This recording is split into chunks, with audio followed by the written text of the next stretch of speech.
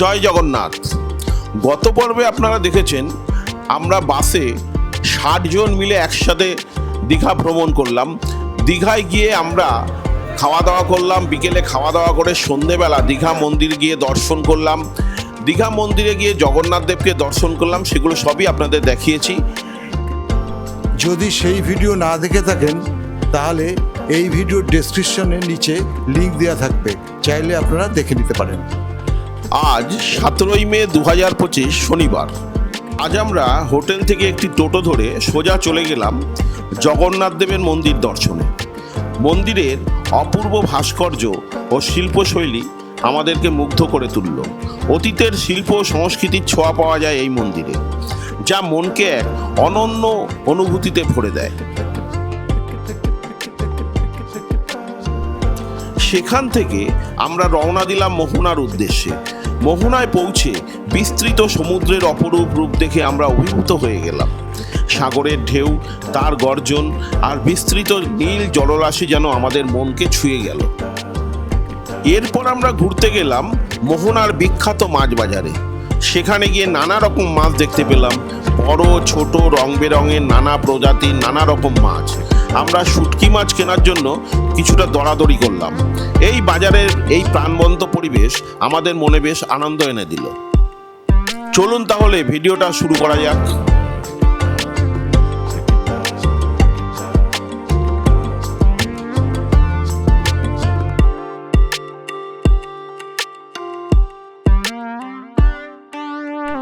আমি পার্থ, আর আমার channel 250 journey. Digha আমার পছন্দের তালিকায় রয়েছে একদম শীর্ষস্থানে। মন্দিরের মেন গেট বা মূল দরজা দিয়ে ঢোকা যাবে, কিন্তু পুজো দেওয়াও যাবে না, আর জুতো রাখতে হবে কিন্তু একদম গেটের কোণার দিকে। ওখানে জুতো রাখলে আপনি পাবেন কিনা তার ঠিক নেই। আমি তো পাইনি, আপনি পাবেন কিনা জানি না। এই মন্দির নির্মাণ করেছে West Bengal housing infrastructure development corporation. Jagannath মন্দিরের কথা উঠলেই সবার প্রথমেই কিন্তু মনে পড়ে আমাদের শ্রীক্ষেত্র পুরীর কথা। আর আমরা জগন্নাথ ধাম বলতে বুঝি পুরী জগন্নাথ ধামকেই। তবে আমরা এখন নতুন করে আবার পেয়ে গেলাম দীঘাকে। এই দীঘার সমুদ্র সৈকত এর সাথে গত 30 এপ্রিল খুলে গেল দীঘা জগন্নাথ মন্দির। দীঘা মন্দিরে নিমকাঠ দিয়ে তৈরি হলো জগন্নাথ দেব, বলভদ্র ও সুভদ্রার মূর্তি। 20 একর জায়গা দিল দীঘা শঙ্করপুর ডেভেলপমেন্ট অথরিটি। একদম দীঘা রেল স্টেশনের পাশেই রয়েছে এই মন্দির। মন্দির তৈরি করলো হিডকো, যেটা আপনাদের আগেও বললাম। আর ভিয়েতনাম থেকে আসলো মার্বেল, আর রাজস্থানের বংশী পাহাড় থেকে আসলো পাথর। এই দিয়ে তৈরি হলো মন্দির। মন্দিরে ঢুকলেই মেন মন্দিরের দিকে যখন আপনি যাচ্ছেন, দুপাশে দুটো ছোট ছোট সরোবর রয়েছে। এই সরোবরে পদ্মফুলও ফুটে রয়েছে। আর মন্দিরে টবে এবং আলাদা করে গাছ, প্রচুর ফুল গাছ লাগানো হয়েছে। এছাড়াও প্রায় 1000 খানেক ফুল গাছ এখানে লাগানো হয়েছে। 2022 সালের মে মাসে চালু হলো মন্দির নির্মাণ কার্য। মন্দিরের মূল গেট দিয়ে ঢুকে রয়েছে 6টা বাতিস্তম্ভ।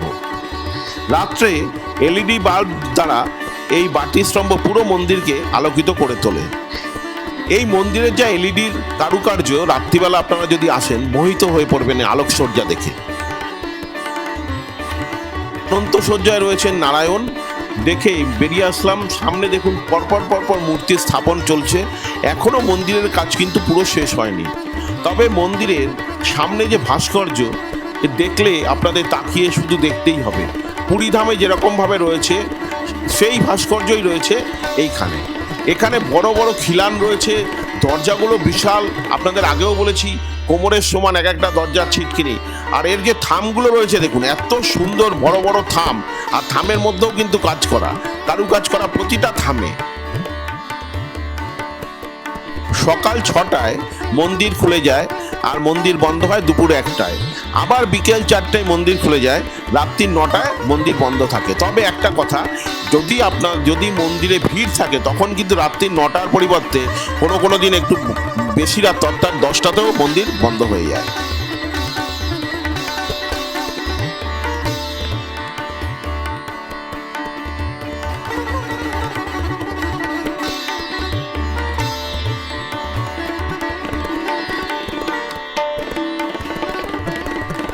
জগন্নাথ মন্দিরের ভেতরে। সামনে রয়েছে জগন্নাথ, বলরাম, সুভদ্রা, 3 ভাই বোন, আর সাথে আমিও রয়েছি তাদের সাথে। তবে সেলফি তুলে দৃশ্যটা করবো না, অনেকে সেলফি নিচ্ছেন, এটা ঠিক নয়। তারপরে আবার আরও আসবে, বুঝছেন? কত লোক এসছেন আপনারা এখানে? 150-200 লোক, সবাই মায়াপুর থেকে। মায়াপুর এখানকার লোক আছে, মায়াপুর থেকে দীক্ষিত আছে। আচ্ছা। যারা এখানকার লোক ভালো মায়াপুর থেকে দীক্ষিত। আচ্ছা। তারাও আছে। এই মন্দিরের মূল মন্দিরটি 213 ফুট বা 65 মিটার উঁচু। এটি কলিঙ্গ আর্কিটেকচার স্টাইলে নির্মিত। এই জগন্নাথ মন্দিরের বিগ্রহটি তৈরি হয়েছে নিম কাঠ দিয়ে।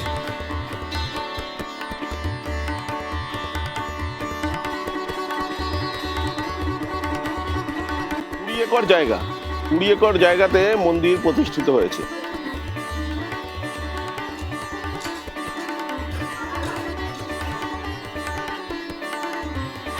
সত্যি অপূর্ব মন্দির হয়েছে, মন্দির নির্মাণও ভালো হয়েছে, কারুকাজও ভালো হয়েছে।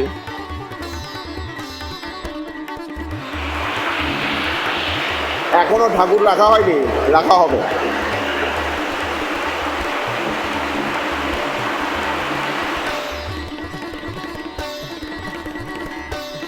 এখানে আসলে মোটামুটি একটা বেলা নিয়ে আসতে হবে, তাহলে মন্দির দেখা এবং ঘুরে বেড়ানো, প্রসাদ পাওয়া সব কিছুই ভাগ্যে হবে।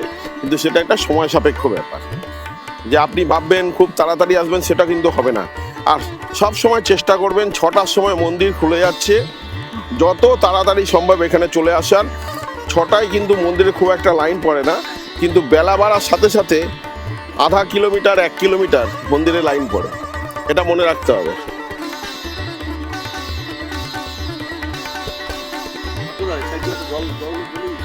হ্যাঁ,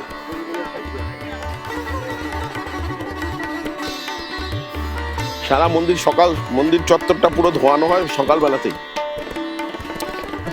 তার মানে কত ভোরে কাজ শুরু হয়ে যায়, এত বড় মন্দির চত্বর সকাল সকাল ধোয়ানো হয়ে যায়, একদম ঝকঝক করছে। আমরা এই যে এসেছি, ঢুকেছি, অনেকে পিছলে যাচ্ছেন।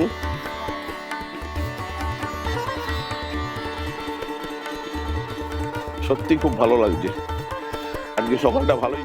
মূল মন্দির শুরু হয়ে গেল, মূল মন্দির চত্বর। আমরা পিছনটায় চলে এসেছি মন্দিরে।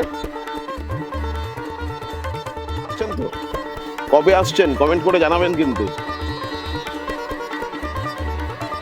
আর দীঘাতে তো সবাই ঘুরতে আসেন, ঘুরতে আসলে একটা বেলা বেশি রাখবেন, তাহলেই আপনারা এখান থেকে ঘুরে যেতে পারবেন। আমরা এখানে এসছি 5:45 এসছি, আর এখন বাজে কটা বাজে? 6:48। তার মানে 1 ঘন্টার মধ্যে আমাদের ঘোরা দর্শন করা হয়ে গেল। এখানে যদি আপনারা ভোরে ভোরে চলে আসেন তাহলে কিন্তু 1 থেকে 1.5 ঘন্টার মধ্যে আপনাদের হয়ে যাবে। আর এখন একটু বেশি ভিড় হচ্ছে, তবে এত বেশি ভিড় কিন্তু পরে থাকবে না। বন্ধুদা, আর আগে গেলে হবে? এই যে আমাদের বন্ধুদা আবার চলে এসেছে আমার সাথে। পার্থদা খুব ভালো মানুষ, আমাকে একটু মাঝে মাঝে লাইক করবেন, ওনার ব্লগটা দেখবেন, সাবস্ক্রাইব করবেন, মানুষকে জানাবেন ওনার ব্যাপারে। খুব ভালো মানুষ, পার্থদার মতন মানুষরা থাকুক, আমাদের আরো ভালো ভালো। দীঘায় জগন্নাথ মন্দির দর্শন করে বেরিয়ে পড়লাম। এইবার একটা টোটো ভাড়া করে নিলাম, আমাদের 5 জনের জন্য 200 টাকায় টোটো ভাড়া হলো। এবার বেরিয়ে পড়লাম মোহনার দিকে।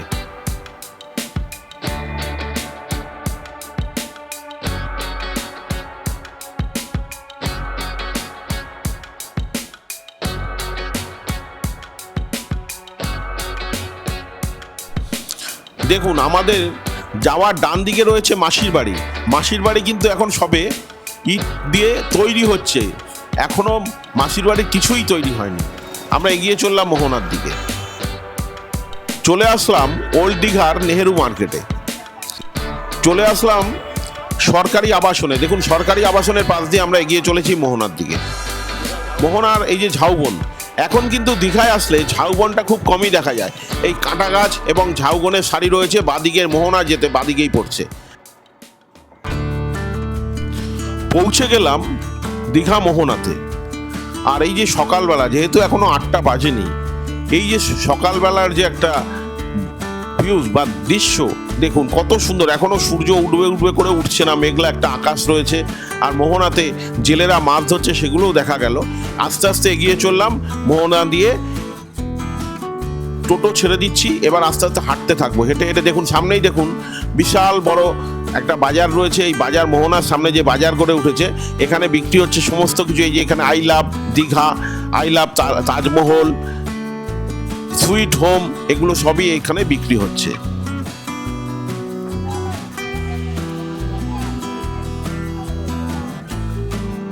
সামনেই রয়েছে শাখার দোকান, এটা দেখেই আমরা চলে গেলাম একটু মাছ বাজার ঘুরতে। এ কত করে ইলিশ? ইলিশটা এটা 2500 টাকা কিলো, এটা 1500 টাকা। এটা 2500 টাকা কিলো। ক কিলো ওজন এটা? 2 কিলো সাইজ। 2 kilo size. আর এটা? 1500 টাকা। এটা কত ওজন? আর ওটা কি মাছ? 200 300। এটা 1 কিলো 200 300। সেলে ভেটকি আছে। ভেটকি এটা? ওটা তেলে ভেটকি? সেলে ভেটকি, সেলে। সেলে ভেটকি, আচ্ছা।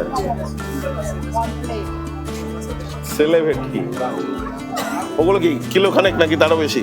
2 kilo size, 2 kilo 2.5 kilo 3 kilo 4 kilo যত বড় নেবে দেবে। 3 কিলো 4 কিলো সেলে ভেটকি হয়। আর আসো কাঁচা ইলিশ জলের দামে আসো। এই ভেটকিটা? এটা অরিজিনাল লোকাল ভেটকি হবে। হ্যাঁ, কত করে এটা কিলো? এটা 600 টাকা কিলো। ক কিলো হবে এই বড়গুলো? এটাও 12-13 কিলো হয়, 12 বড় হয়। আচ্ছা। আর গলদা? গলদা 1200 করে হবে। গলদা 1200 টাকা। 4 পিসে 1 কিলো। গলদা 4 পিসে 1 কিলো, 1200 টাকা কিলো। কমপ্লিট? কমপ্লিট 600 করে হবে। কত করে দাদা? এটা 500 টাকা কিলো কাঁকড়া, আর এটা হচ্ছে 400 টাকা। দাদা গলদা কত? এটা 1 কিলো কটা হবে? 5টা। কাঁকড়া কাঁকড়া 200 টাকা কিলো। অক্টোপাস 250 টাকা কিলো না পিস? 250 টাকা পিস। আর কমপ্লেট বড়টা 1000, এটা 500, ওটা 600। ইলিশ এটা কত? 1000 টাকা। দিদি 1200 দিচ্ছে। আচ্ছা, 1200 টাকা। আর এইটা? 1600 টাকা। এই একটা ওজন কত হবে? 1.5 কিলো। আর এইটা? 1000 টাকা। এটা ওজন?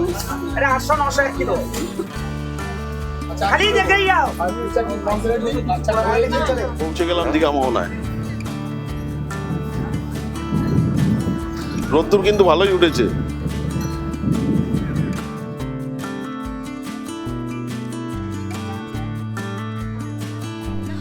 অনেক ঘোরাঘুরির ফলে একটু খিদে লেগে গেছিল, তাই একটু সকালবেলা চা বিস্কুট খেয়ে নিলাম।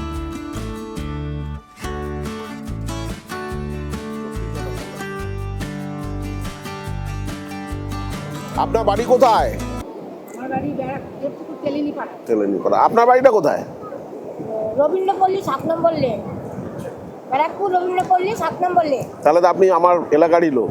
তুমি কোথায় থাকো সেটা আমাকে বলো। আমি ব্যারাকপুর নতুন পাড়া। ও বাচ্চিপাড়ার পরে যে কোন জায়গায় বাড়িটা বলো তাহলে যাবো। হ্যাঁ, বণিক বাড়ি বললে সবাই চেনে। আর গেঞ্জি ফ্যাক্টরি? গেঞ্জি ফ্যাক্টরিটা কোথায়? কোটে করে যাচ্ছে এখন, সমুদ্রের মাঝখানে যে যাচ্ছে। সমুদ্রের সামনে চলে এসছি। দীঘা সমুদ্রে, মোহনার বিচের সমুদ্র একদম চলে আসলাম।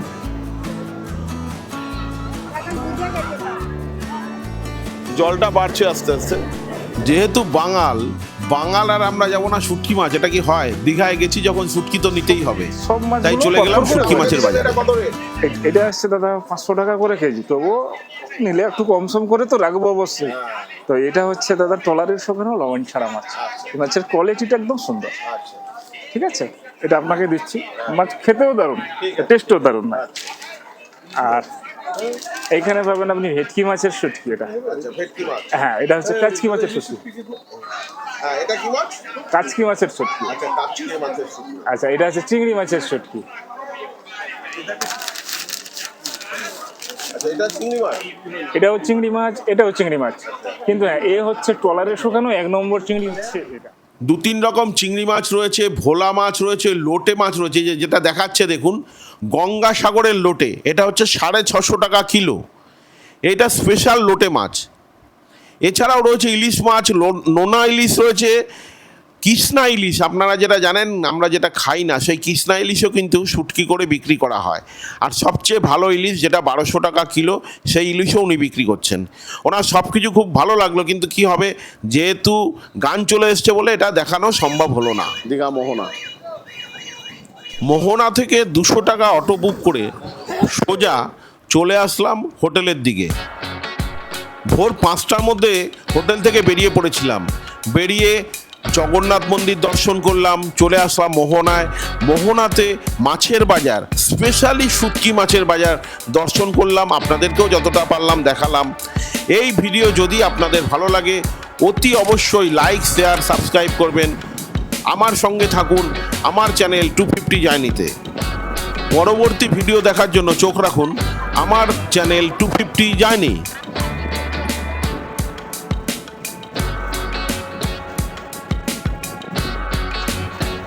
Thank you.